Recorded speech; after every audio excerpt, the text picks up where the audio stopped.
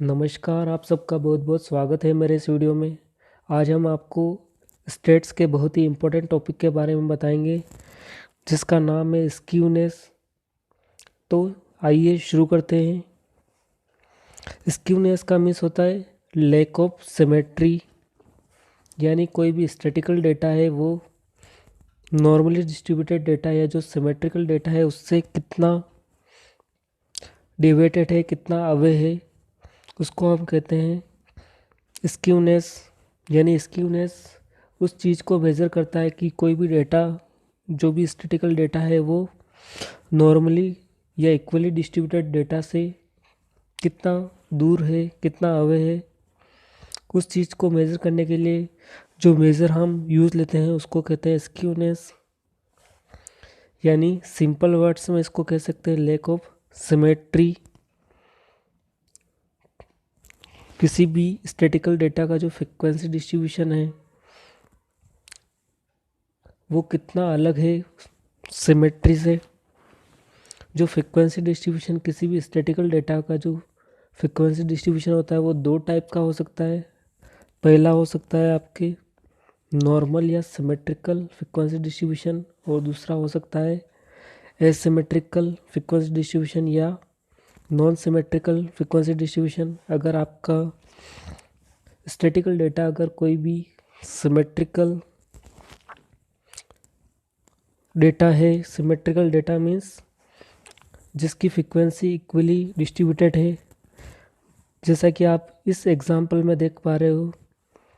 यहाँ पर आपको जो वेरिएबल एक्स है उसकी जो फ्रीक्वेंसी है पहले धीरे धीरे इंक्रीज हो रही है, और एक जो मिड वैल्यू है या जो सेंट्रल वैल्यू है वहाँ पे जो फ्रीक्वेंसी है वो सबसे मैक्सिमम हो चुकी है 7। और इसके बाद मैक्सिमम फ्रीक्वेंसी के बाद धीरे धीरे जो फ्रीक्वेंसी होगी दोबारा डिक्रीज होने लगी है। और इसका जो आप इसको अगर ग्राफिकली इस डेटा को अगर शो करते हो तो जो कर्व बनता है वो इस तरह का कर्व बनता है जो नॉर्मल डिस्ट्रीब्यूशन का कर्व है। यानी आपका जो डेटा है वो इक्वली डिस्ट्रीब्यूटेड है। इसका मीन्स आपकी जो फ्रीक्वेंसी है वो धीरे धीरे इंक्रीज हो रही है, और एक जो सेंट्रल वैल्यू पे आपकी जो फ्रीक्वेंसी है वो मैक्सिमम हो चुकी है और दोबारा ये डिक्रीज होने लग गई है। जैसे कि इस डेटा का जो फ्रीक्वेंसी डिस्ट्रीब्यूशन इस तरह का होगा। जो नॉर्मल डिस्ट्रीब्यूशन होता है वो एक बेल शेप का कर्व होता है, और जो फ्रीक्वेंसी होती है वो इक्वली डिस्ट्रीब्यूटेड होती है। यानी आपका जो 50% जो एरिया होता है वो इस तरफ होता है और 50% एरिया इस तरफ होता है। नॉर्मल डिस्ट्रीब्यूशन का में इस तरह का अजम्पशन होता है। इस केस में आपका मीन, मीडियन और मोड तीनों ही इक्वल होंगे। यानी आपके नॉर्मल डिस्ट्रीब्यूशन में जो तीनों मेजर ऑफ सेंट्रल टेंडेंसी है वो तीनों ही इक्वल होंगे, और इस केस में आपकी स्क्यूनेस क्या होगी, ज़ीरो होगी।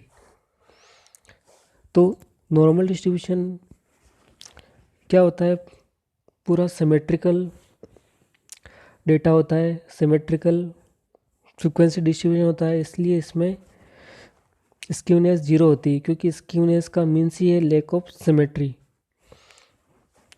अब आइए बात करते हैं कब आपका जो डेटा होता है वो स्क्यूनेस उसमें होगी और वो किस टाइप का होगा। तो जो डेटा होता है, जो नॉन सिमेट्रिकल डेटा होता है या जो एसिमेट्रिकल डेटा जो होता है, उसमें आपके दो तरह के केसेस हो सकते हैं। जैसे पॉजिटिवली स्क्यूनेस, यानी जो आपका जो फ्रीक्वेंसी डिस्ट्रीब्यूशन है वो स्टार्टिंग में ही बहुत ज़्यादा इंक्रीज हो जाए। यानी जैसे इस डेटा में आप देख पा रहे हो, जो आपका वेरिएबल 4 है उसकी फ्रीक्वेंसी 1 है, जो आपका वेरिएबल 6 है उसकी फ्रीक्वेंसी 9, जो कि मैक्सिमम है। और आपका जो कर्व है वो इस तरह का अगर बनता है तो इसको आप कहते हैं पॉजिटिव स्क्यूनेस। यानी इसकी जो राइट टेल है वो क्या है, लॉन्ग होती है। जब भी इस तरह का जो डेटा होता है, जो फ्रीक्वेंसी आपकी स्टार्टिंग में ही बहुत ज़्यादा इंक्रीज हो जाए, मैक्सिमम हो, और फिर आपकी जो फ्रीक्वेंसी है वो डिक्रीज होने लगती है, जिसकी राइट टेल जो होती है वो अगर बड़ी होती है इस तरह के डेटा को आप कहते हैं पॉजिटिव स्क्यूनेस। जैसा कि इस एग्जांपल में आप देख पा रहे हैं, यहाँ पे आपका जो मीन है वो सबसे बड़ा होगा, उसके बाद मीडियन, और उसके बाद सबसे छोटी जो वैल्यू आएगी आपके मोड की आएगी। अगर इसका आप मीन मीडियन मोड कैलकुलेट करते हैं तो सबसे बड़ी वैल्यू वो आएगी, मीन की आएगी, उसके बाद मीडियन की आएगी और उसके बाद मोड की आएगी।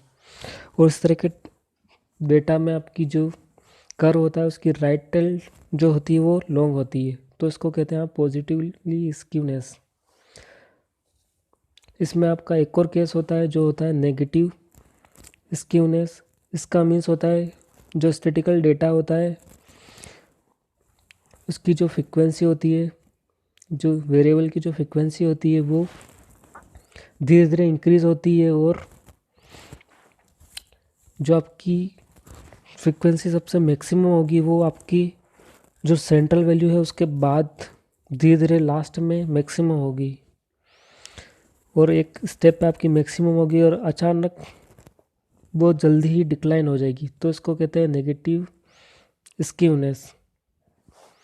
और इस केस में आपका जो मोड की वैल्यू होगी वो सबसे बड़ी होगी, उसके बाद मीडियन की, और उसके बाद मीन की वैल्यू होगी। यानी ये ऑर्डर रहेगा नेगेटिव स्क्यूनेस में मेजर ऑफ सेंट्रल टेंडेंसी का। Hopefully you like this video. Thank you, bye bye now. इस स्क्यूनेस पे इसके डिटेल में मैं और भी कई सारे वीडियोस लेके आऊँगा, और भी कई